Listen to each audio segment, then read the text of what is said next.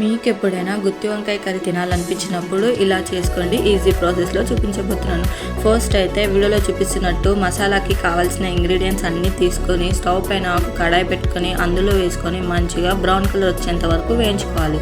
Next వేయించుకున్న దాన్ని మొత్తం మిక్సీ జార్లోకి తీసుకొని అందులో కొంచెం చింతపండు, కొంచెం కాజును కూడా వేసేసుకొని మంచిగా మిక్సీ పట్టేసుకోవాలి.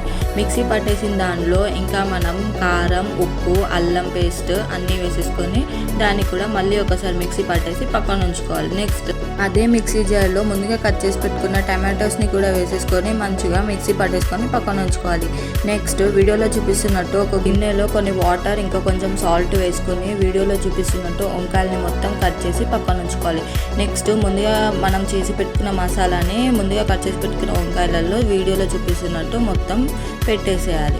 నెక్స్ట్ స్టవ్ పైన ఒక గిన్నె పెట్టుకొని అందులో ఆయిల్ వేసుకొని ఆయిల్ వేడైన తర్వాత జీలకర్ర, ఆనియన్స్, కరివేపాకు, అల్లం పేస్ట్ కూడా వేసేసుకొని మంచిగా ఫ్రై అవ్వనివ్వాలి. అది మంచిగా ఫ్రై అయిన తర్వాత కొంచెం పసుపు వేసుకొని మంచిగా కలుపుకోవాలి. అది మంచిగా వేగిన తర్వాత ముందుగా మిక్సీ పట్టి పెట్టుకున్న టమాటో పేస్ట్ని కూడా అందులో వేసేసుకొని మంచిగా కలుపుకోవాలి.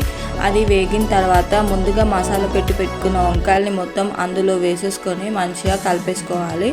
కలిపిన తర్వాత ఒక 5 to 10 minutes మనం మూత పెట్టేసి ఉడకనివ్వాలి. అది మంచిగా ఉడికిన తర్వాత ముందుగా మనం పెట్టిన మసాలా ఏమైనా మిగిలి ఉంటే అది కూడా అందులో వేసేసుకొని మనకి ఎంత గ్రేవీ కావాలో అన్ని వాటర్ పోసేసుకొని మంచిగా కలిపేసుకోవాలి.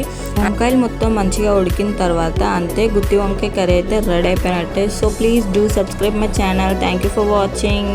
మీరు కూడా ట్రై చేయండి. ఎలా వచ్చిందో కామెంట్ బాక్స్లో కామెంట్ చేయండి.